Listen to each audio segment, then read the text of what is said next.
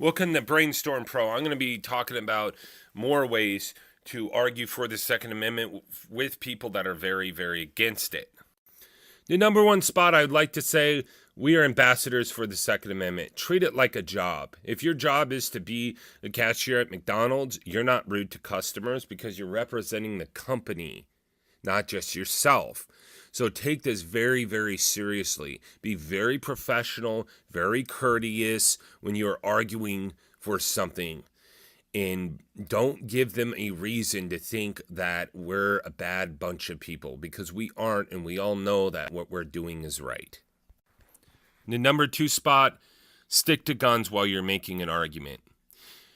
Do not try to tear their ego down by bringing up other things in their political party that you disagree with, because all you're really going to do is piss them off. You're not going to get any ground anywhere.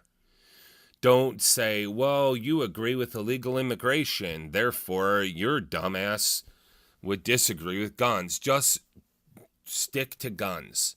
You're not actually gonna get anything unless you just stick to guns and you back them up against a wall to where they either say, I like guns or I don't.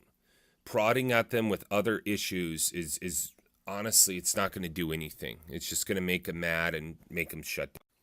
Now, in the number three spot, this is going to be kind of related to number two, because I'm going to explain to you what I've noticed goes on with most liberals that I talk to.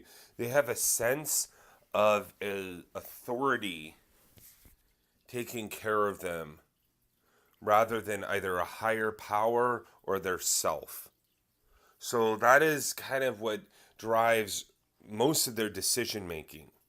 So you're able to just realize that this is happening. At the end of the day, these are people that would not think that they personally could have stopped a school shooter if they were to allow to take a gun to school. That's what a qualified person like the military or the police are. So basically, what I'm going to tell you to do is you empower them. You empower them. You say, actually, I do think you could have. I do think that when the school shooter was in one room over and you're hearing people screaming while they're being shot, I do think if you had a gun on you, you would have been a hero. So you empower them. I do think, sir, if you had a gun in your house, you would be smart enough to lock it up, make sure it gets out of the hands of children, so you empower them out of this stuff that they've been told their whole life, that they're kind of unable to do things. The government's got to do it. Now, in the number four spot is to broaden your horizons. You want to not let something that triggers you about somebody trigger you to the point to where you can't include them in the gun ownership arena. So whatever it is about them that kind of rubs you the wrong way, whether it's some belief system they have or something that they identify with, you shelve that and you just focus on guns, because the Second Amendment should apply to everybody who's, I guess, not a danger to self or others, regardless of what they think and believe. The other thing that this does is it allows new populations to become turned on and interested in the Second Amendment that might have previously not been, and that puts more people on our side in the long run. Now, the number five spot is that you find common ground and build off of it. For instance, your only common ground might be that somebody can own a gun.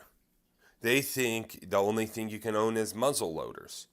Some other person might think that nobody should have any guns. So then you build off of that. Oh, you think somebody could own a muzzle loader? Well, what about single shot rifles? Oh, okay, good. Well, what about old World War II stuff that's very historic that can shoot up to 10 rounds? Okay, good.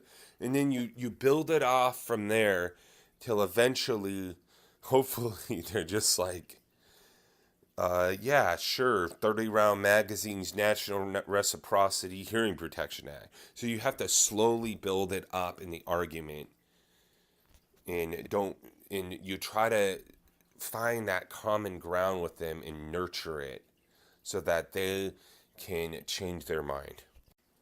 Honorable mention, look at what the opponent looks at. Analyze what they are being fed.